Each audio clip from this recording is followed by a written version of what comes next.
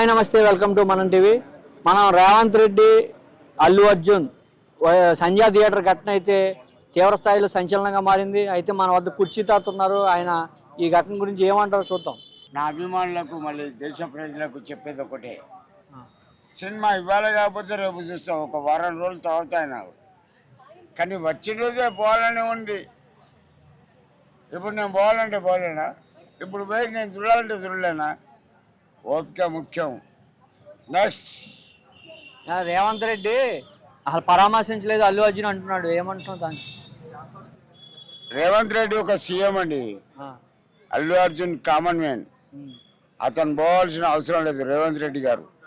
ఎందుకరికైనా అతను ఒక సీఎం, 5 కోట్ల అభిమానులకు ఒక సీఎం. నెక్స్ట్ అల్లు అర్జున్ హాస్పిటల్కి పోలేదని రేవంత్ రెడ్డి అన్నాడు. మరి ఎందుకు పోలే? నేను పోయినా అని అతను అంటాడు, పోలేదని జనాలు అంటారు. మరి నువ్వు పోయినావో నీ పోలేదో నీ అంతరాత్మ కెరక. నెక్స్ట్ అది ఎవరు తప్పు ఉందంటావు దీంట్లో? ఆ అమ్మాయిది. సినిమా వచ్చిన రోజే పోవాలని ఏంలా, ఒక వారం తర్వాత చూడొచ్చు. ఇప్పుడు మేము ఆగల ఏమన్నా, అది ఏమన్నా దేవుడా? నెక్స్ట్ ఎంత ఇస్తే పరిహారం సరిపోతుంది అంటావు అమ్మాయికి కుటుంబం? ఇప్పుడు ప్రతి 25 లక్షలు ఇచ్చిళ్ళు, సరిపోతుంది, చాలు. నెక్స్ట్ రేవంత్ రెడ్డి కరెక్టా, అల్లు అర్జున్ కరెక్టా? ఈ విషయంలో కొంతమంది జేఏసీ విద్యార్థులు కూడా వెళ్ళి అల్లు అర్జున్ మీద ఇంటి మీద దాడి చేశారు. పక్కా చేస్తారు. ఎందుకరికైనా వానికి గర్వం ఎక్కువ.